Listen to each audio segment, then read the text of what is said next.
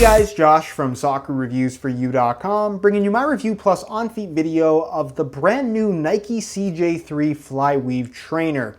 Now inside the box, all you get are the shoes themselves. They do not come with any extras. So let me get these guys out of the box really quickly, and we'll take a closer look at a particularly interesting pair of trainers from Nike. Now there are a few reasons why I brought these in. The first reason why is because, one, I really wanted them, which is generally the case with a lot of these training models and running models that I do show you guys. The second reason why I brought these in is because this is a great pair of trainers. I've been using this particular shoe, not this exact pair, but a different pair, for the last couple of weeks, and I've been really impressed with what it has to offer from a performance standpoint. So if you're looking for a great pair of all-around trainers, whether you're jogging, running, sprinting, doing quick changes of direction, suicides, lateral cuts, jumping, whatever it may be, this shoe can handle pretty much whatever you throw at it.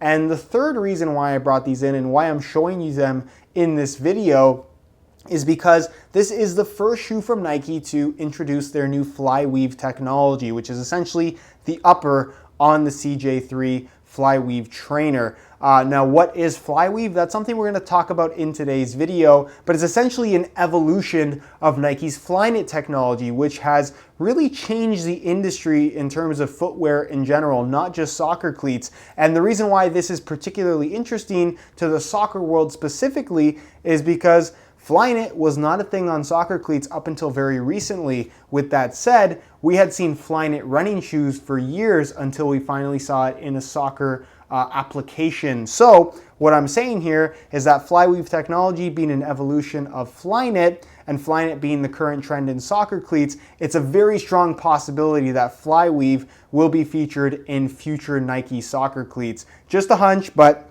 of course, everybody can have their opinion. So if you're interested in learning more about Flyweave technology, if you're interested in learning more about this new CJ3 trainer, please stick around and watch the entire video because we're going to go over absolutely everything. If you guys are interested in a pair of these for yourself, they're available in a couple different colorways right now. Click the review page on my website. That'll be the very first link down below. You will find buy it now links for all the currently available colors. And with that being said, let's get right into the review. So what's on offer when it comes to performance? When you're talking performance, I think the first thing you have to point out with this shoe is, of course, the Flyweave upper. Now, this is technically the first shoe Nike has released with a Flyweave upper. You do have an alternative in the new Nike KD8 basketball shoe, Kevin Durant's signature model, that also has a Flyweave upper. I actually have a pair of those. I'm not sure if I'm going to make a video on them, but I would say that that shoe has a much more kind of structured feel to it that doesn't necessarily translate into what you might expect from a pair of soccer cleats,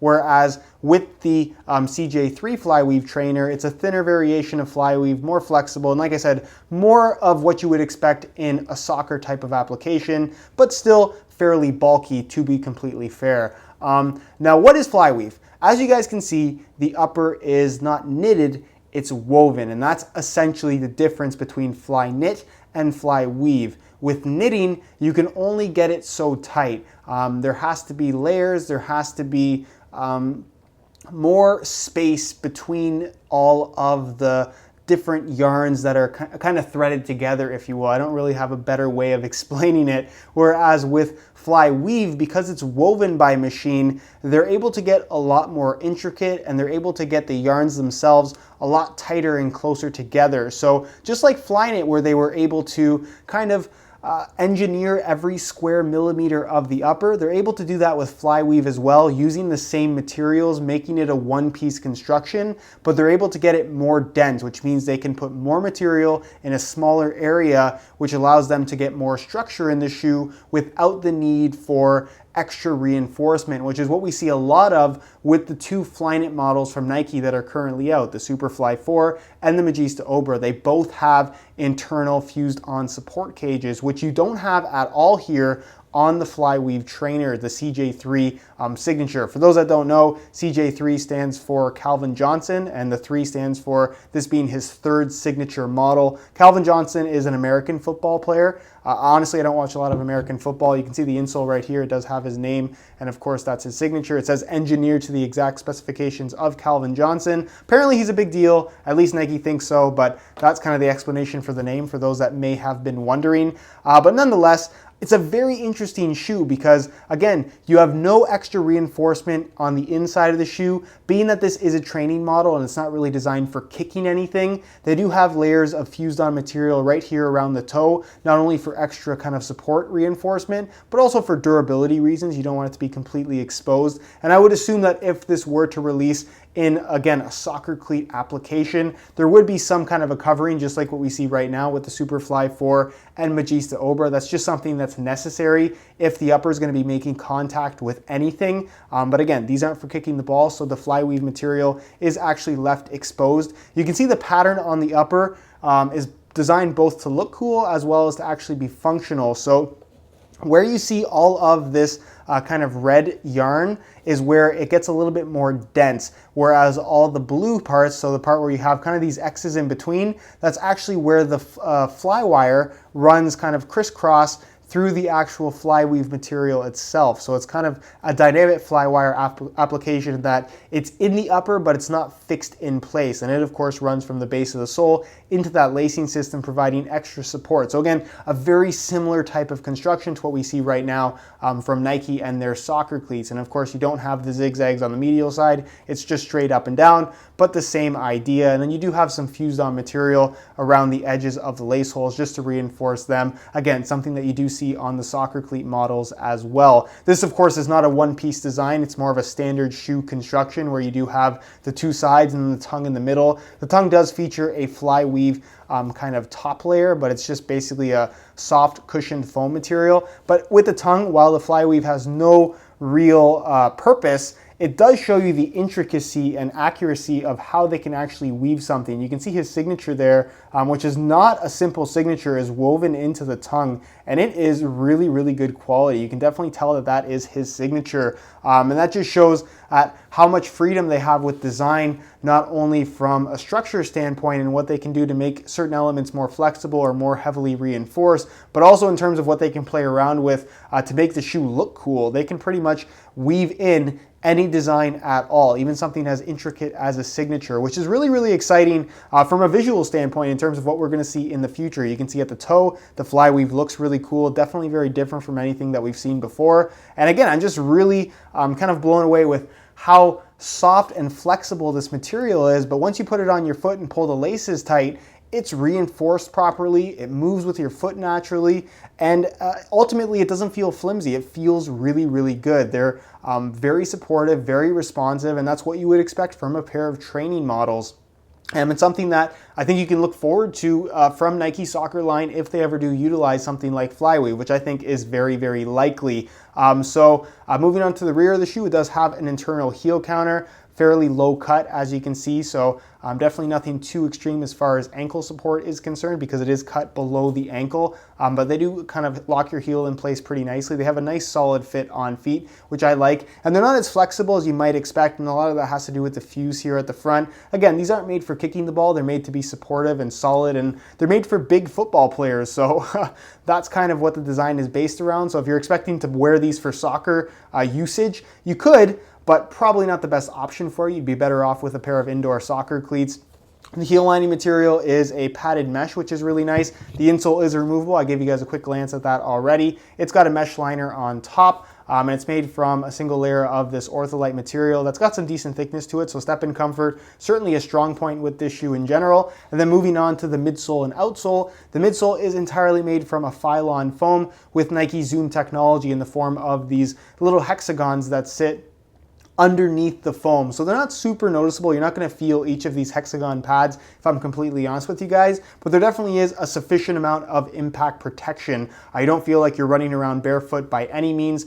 There's lots of kind of cushion there, and the more you wear them, the better it gets, in my opinion. They're a little bit stiffer at first, but like I said, after some wear time, it becomes a little bit more kind of compressed and a little bit softer overall, which is great from a comfort standpoint. Again, not a low profile shoe by any means, but if you're looking for something with sufficient cushioning and also something that's going to feel stable and not mushy on your feet, this is a great setup in my opinion. Similar to what we've seen from the LeBron 12 lineup with their kind of hexagon cushioning in the forefoot. Again, not super noticeable while you actually wear them, but ultimately it does work well together. And then as far as the outsole is concerned, you got a thick layer of rubber, which is great for durability, and you have this kind of nub design that isn't too aggressive, but if you do want to use these on grass or something like that, at least you have some type of traction as opposed to the outsole being left completely flat. So mostly I would recommend this for kind of a hard flat type of surface in terms of having optimal traction. But again, if you do have to take this to any kind of grass or even turf,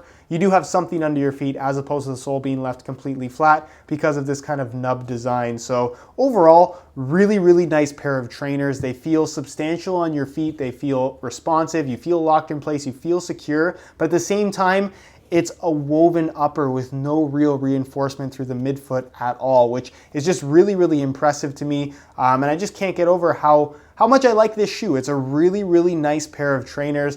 And I'm excited to see what Flyweave holds in the future for Nike, not only in terms of more training and running models, but also more importantly, what they're gonna do when it comes to soccer, because I think there's a lot of potential for Flyweave and soccer cleats in the future. Let me know your thoughts down below in the comment section. Since I know a lot of you guys will ask, I'm gonna weigh this pair for you today in real time using this scale. So keep in mind, this is a brand new pair in a size 9.5 US. We're gonna throw it on the scale, and you can see that they weigh in at 11.9 ounces, the equivalent of 338 grams, which I know a lot of you guys are looking at that number and saying, oh my gosh, these things are extremely heavy. And in comparison to a pair of soccer cleats or even a pair of indoor soccer shoes, they are. They weigh a little bit more than what you might be used to. With that being said, these things were not designed with lightweight in mind. These are designed for very big, very strong, very heavy American football players where weight isn't really the concern. It's more about structure, stability,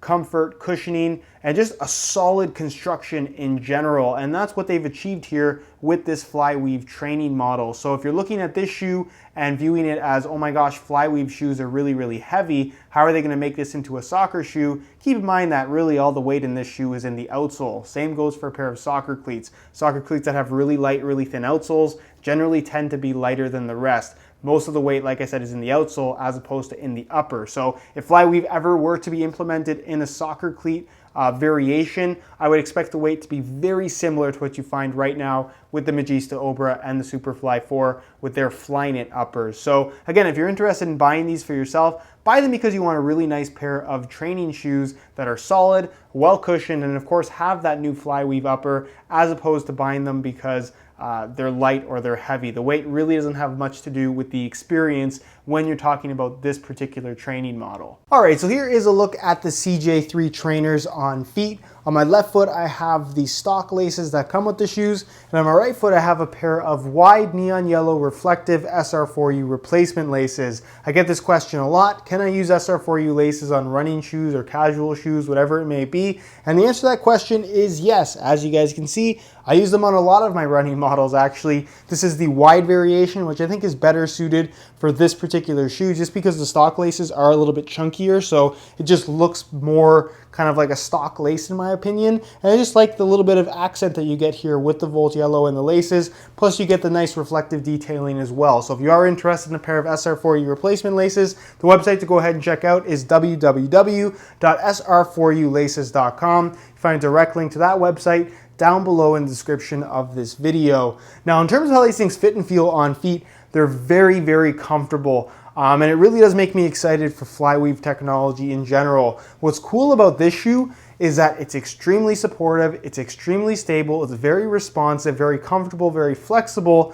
but it doesn't have any of the downsides that you would normally get from a shoe that has to be all of those things. A shoe that comes to mind, and one that I really, really like, is the Nike Lunar TR1, which has really been my go-to training model for the last little while. With that said, since I've started wearing these, I haven't gone back, and the reasoning for that is because unlike the Lunar TR1, which features a fuse upper with, of course, the Flywire technology that is comfortable, it's significantly stiffer in comparison to this shoe and doesn't feel quite as natural. The Flyweave upper on this shoe is soft, it's thin, it's flexible, it moves with your foot, it wraps your foot very comfortably. You still get the Flywire, you still get the structure from the Flyweave kind of construction in general, and they just feel more comfortable, more sock-like on your feet, which is kind of what they're going for with these knitted and now woven uppers, with this Flyweave technology. So I'm very excited to see how they can implement this on a soccer cleat, because again, you get that natural kind of sock-like sensation, but with no extra reinforcement aside from the fly wire itself, which again, just feels absolutely fantastic on your feet. There's really not much of a break-in time with these things. They feel great from right out of the box. A little bit of stiffness from the material that they fused on top of the toe for kind of durability reasons, but that softens up a lot after a couple hours of wear time.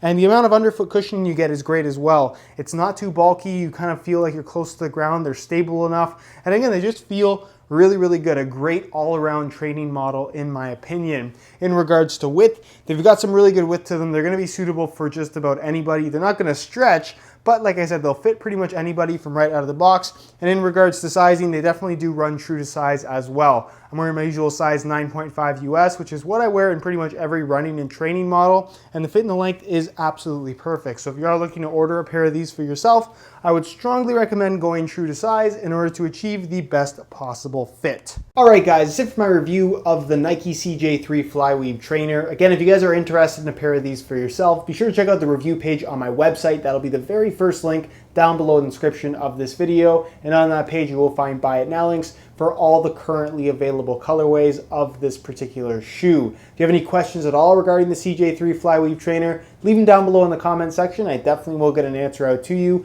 If you enjoyed today's video, found it helpful and informative, be sure to support it with a like. Subscribe if you haven't already for daily videos on all the latest and greatest soccer gear. You can find all my social media information down below in the description as well. And other than that, guys, hope you enjoyed today's video. And as always, thanks for watching.